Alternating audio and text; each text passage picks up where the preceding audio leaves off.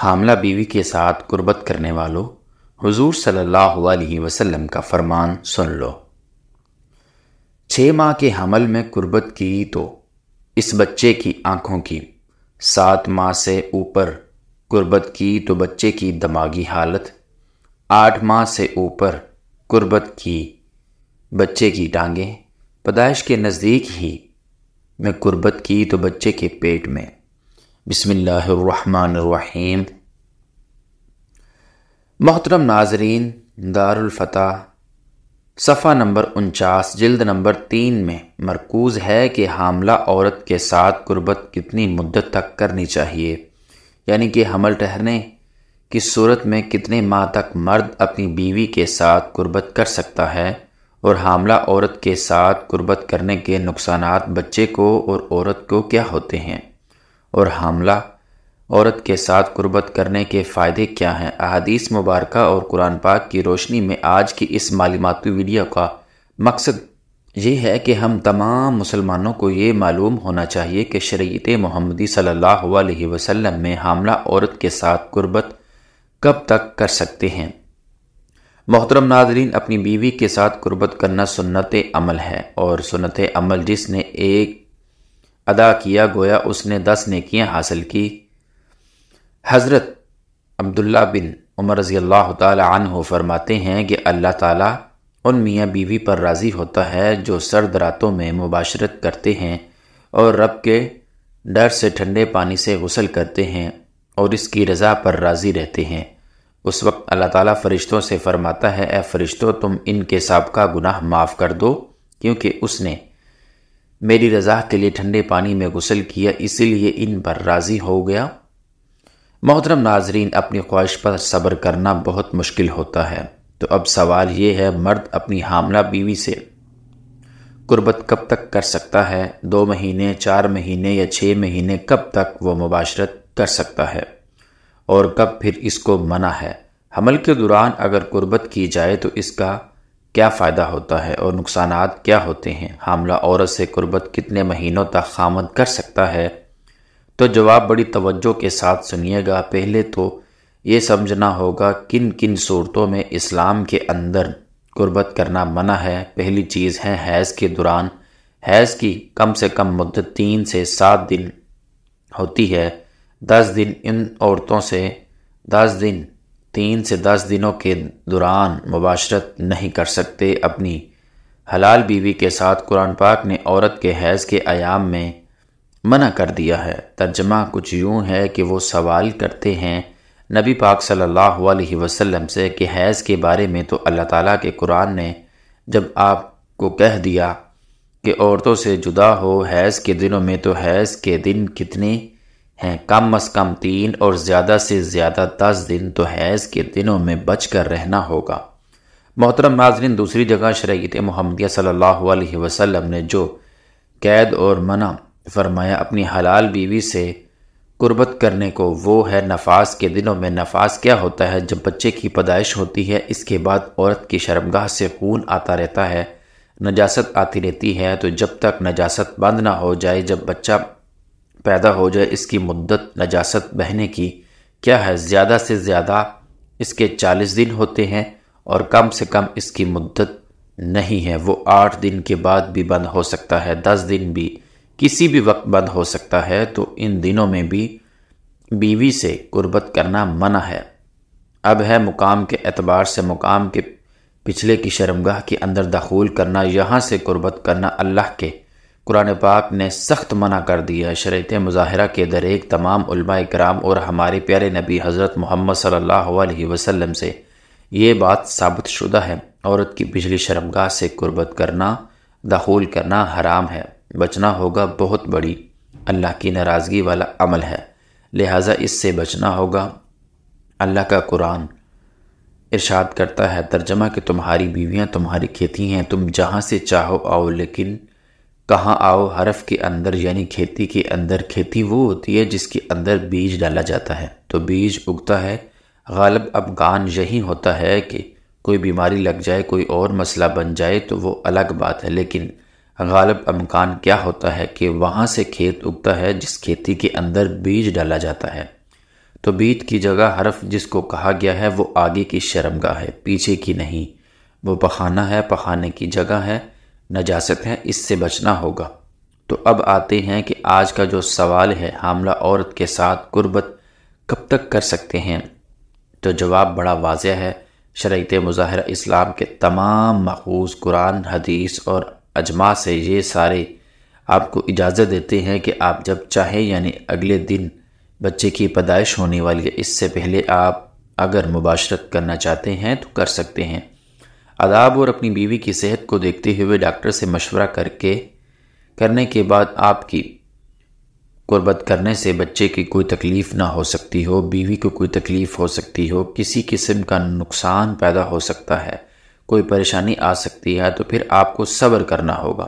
اور اگر اس طرح کوئی خدشہ نہیں، کوئی امکان نہیں، تو آپ آزاد ہیں، جب چاہیں جیسے چاہیں۔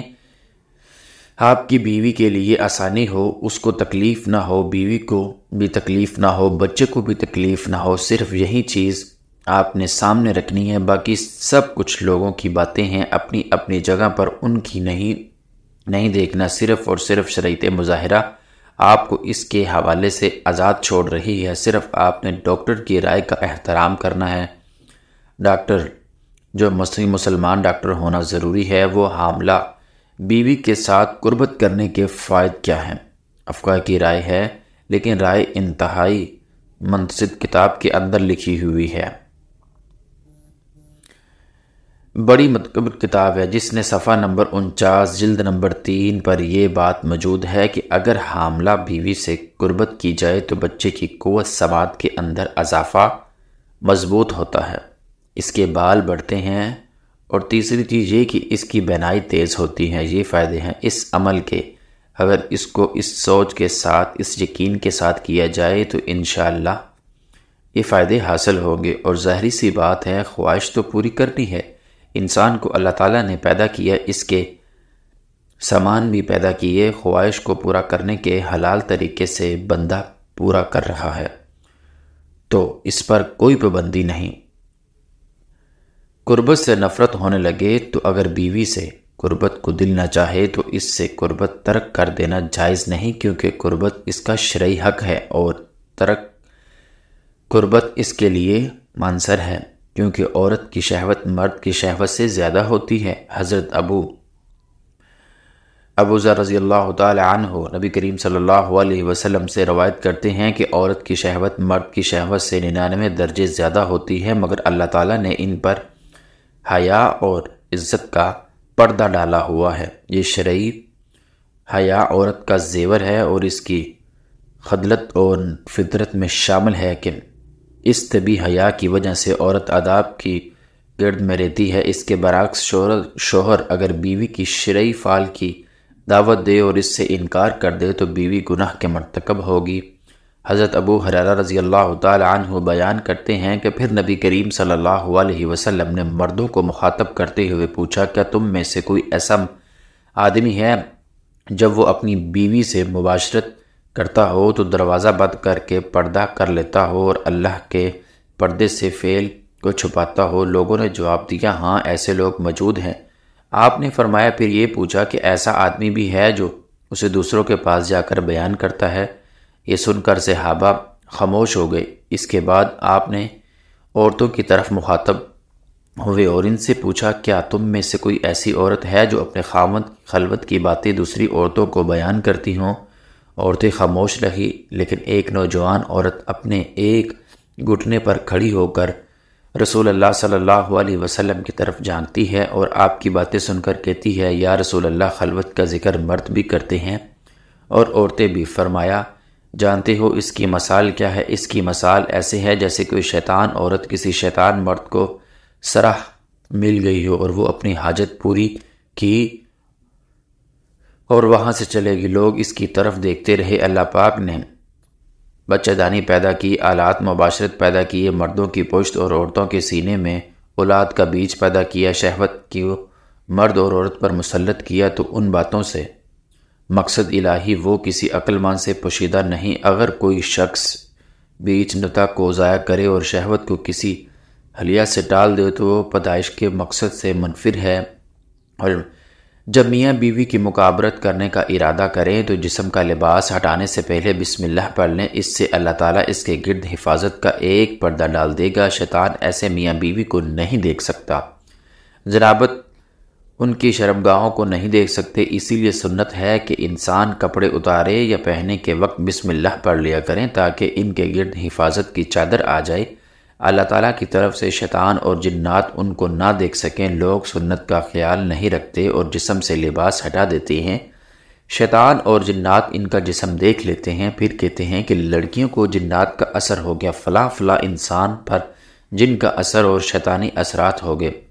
بحیثیت ایک انسان اور مسلمان ہم نے نبی کریم صلی اللہ علیہ وسلم کی سنت کو چھوڑ کر خود اپنے لیے مصیبتیں خرید لی ہیں، اسی لیے میاں بیوی کو چاہیے کہ جب اکٹھے ہونے کا ارادہ کرے تو اپنے جسم سے کپڑے علیحدہ کرنے سے پہلے بسم اللہ الرحمن الرحیم ضرور پڑھ لیں تاکہ ان کو آپس میں لیٹے ہوئے کوئی شیطان یا کوئی جن نہ دیکھ سکے، بلکہ شریعت نے یہ بات کہی کہ اگر جسم سے اپنا لباس ہٹائیں تو ایک بڑی چادر جس کے اندر وہ دونوں ایک دوسرے سے ملے، اس بڑی چادر کی وجہ سے اللہ تعالیٰ ان کی ہونے والی اولاد میں حیا پیدا فرمائے گا۔ علماء اور فرماتے ہیں کہ جب میاں بیوی نے اپنے اوپر بڑی چادر اوڑھنے کا اہتمام کیا تو اللہ نے فطرتی طور پر ان کی شرمیلی اور حیا والی اولاد سے نوازا جو کہ والدین کے لیے آنکھوں اور دل کی ٹھنڈک کا ذریعہ بنی۔ علماء کرام فرماتے ہیں اگر میاں بیوی کے ملاپ اولاد کا نقطہ ٹھہر گیا مگر میاں بیوی کی اگلی نماز قضا ہوگی تو ان کی اولاد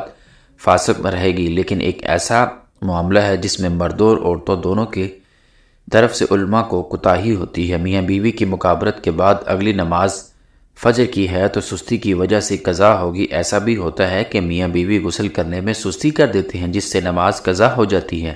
ایک بات نقطے کی یاد رکھنا، جب میاں بیوی کہ ملاپ کی وجہ سے ان کی اگلی نماز قضا ہو اور ملاپ سے ان کی اولاد ہو گئی ہو تو اس اولاد کو اندر نفس منحور آ جائے گا۔ جب ماں نے ہی اس عمل کی وجہ سے اللہ کے حکم کو توڑ دیا تو پھر پھل بھی تو ویسا ہی ملے گا، لہٰذا جب بھی ایک دوسرے کے ساتھ ملیں تو باہم ملنا شریعت کے مطابق ہونا چاہیے۔ بکارت کی وجہ سے نماز قضا نہیں ہونی چاہیے، بے شرمی اور بے حیائی کا معاملہ نہ ہو بلکہ اللہ سے نیک اولاد کی تمنا جانوروں اور مسئلہ نہیں ہونا۔ اللہ رب العزت ہم سب کو اپنی بیویوں کے ساتھ حسن سلوک اور شریعت محمدیہ صلی اللہ علیہ وسلم پر عمل کرنے کی توفیق عطا فرمائے اور ہم سب مسلمانوں کا حامی و ناصر ہو، آمین ثم آمین۔ ناظرین کمنٹ باکس میں اللہ تعالیٰ کے نام اس میں ایک نام ضرور ٹائپ کرے۔